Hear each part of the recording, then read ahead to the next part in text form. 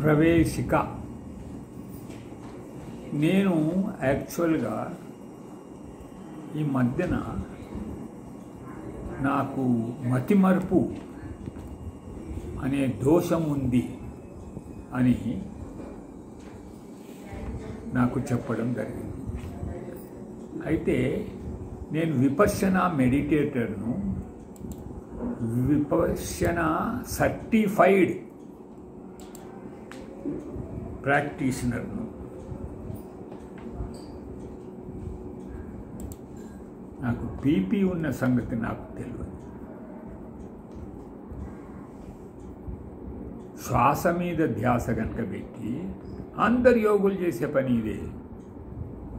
వచ్చే శ్వాసను రానివ్వండి, పోయే శ్వాసను వెళ్ళనివ్వండి. వెళ్తున్న శ్వాసను ఆపకండి, వచ్చే శ్వాసను రానివ్వండి, దాన్ని ఆపొద్దు.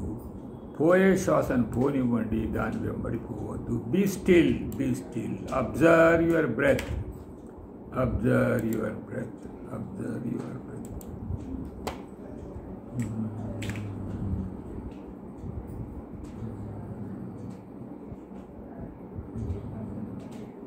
Thoughtless awareness is the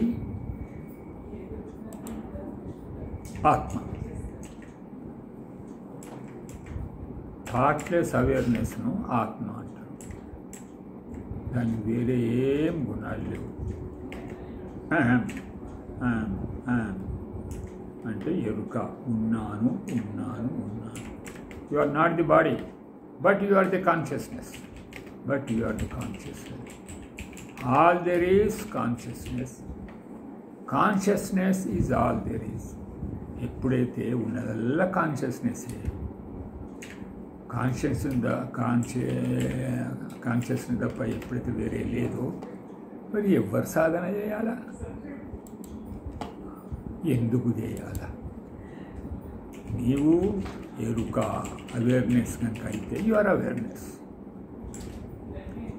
బాంబేలో నిసర్గదత్త మహారాజ్ అనే ఒక యోగి ఉండేవాడు. ఈ నో మోర్ నౌ. అయితే ఆయన బీడీలు అమ్ముకొని బతికేవాడు. బొంబాయి పెద్ద నగరం. అటువంటి దగ్గర బీడీలు అమ్ముకొని 8-9 షాపులు పెట్టుకొని బీడీలు అమ్ముకొని బతికేవాడు. ఒక గురువు, ఆయన గురువు ఏం చెప్పాడంటే, దత్త, నీవు ఉన్నావు కదా, నువ్వు 100 సంవత్సరాల ముందు ఉన్నావు, 100 సంవత్సరాల తర్వాత ఉంటావు. మరి నువ్వెవరు? నువ్వు శరీరం అనుకుంటున్నావు. నువ్వు శరీరం కాదు,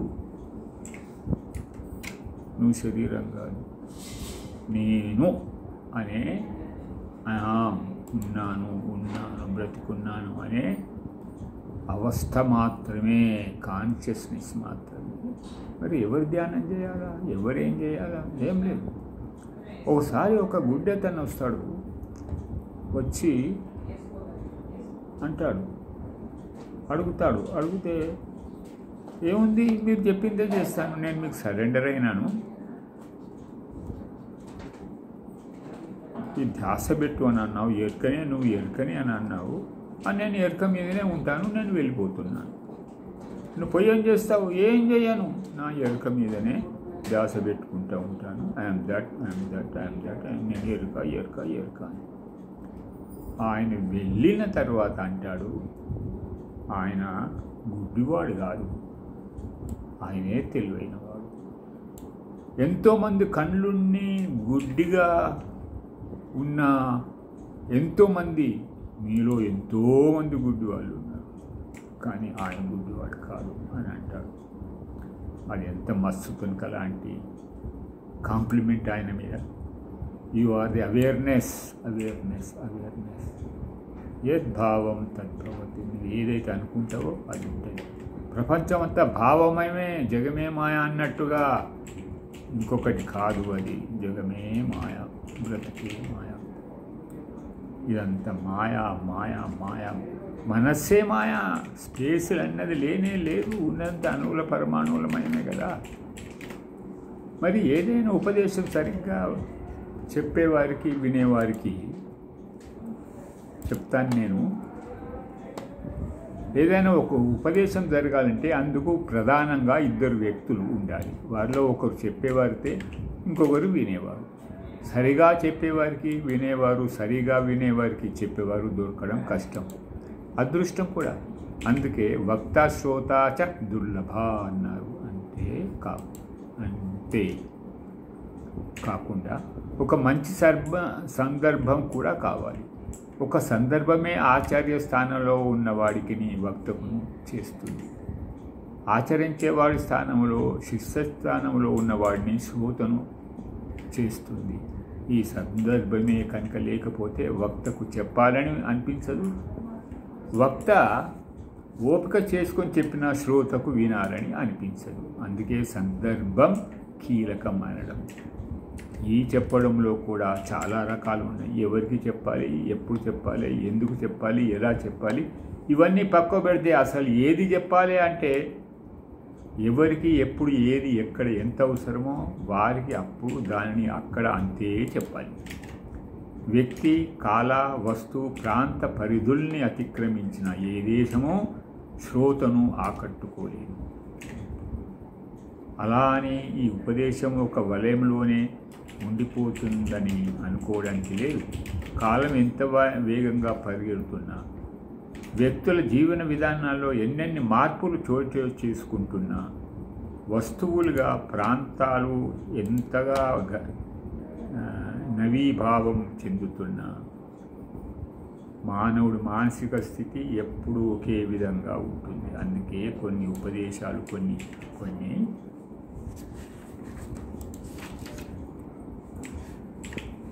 పరిమితులకు లోబడి ఉన్న అందులోని విషయాలు ఏ కాలానికైనా, ఏ ప్రాంతానికైనా,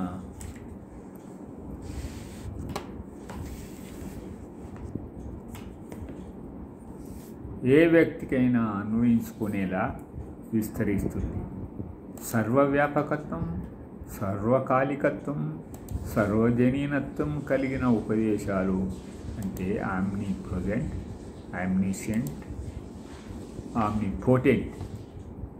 ఎక్కడ జరిగినా అవి ప్రపంచవ్యాప్తంగా చిరస్థాయిగా నిలిచిపోతాయి. ఇలాంటి ఉపదేశాలు వ్యక్తుల మధ్య, దేశాల మధ్య, జాతుల మధ్య అంతరాలను చెరిపివేసి విశ్వజనీనాలయ్యి శాశ్వతంగా నిలిచిపోతాయి.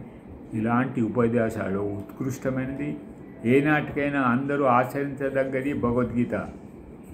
ఇది ఏమంటున్నది కాదు, కాలం నిరూపించిన సత్యం.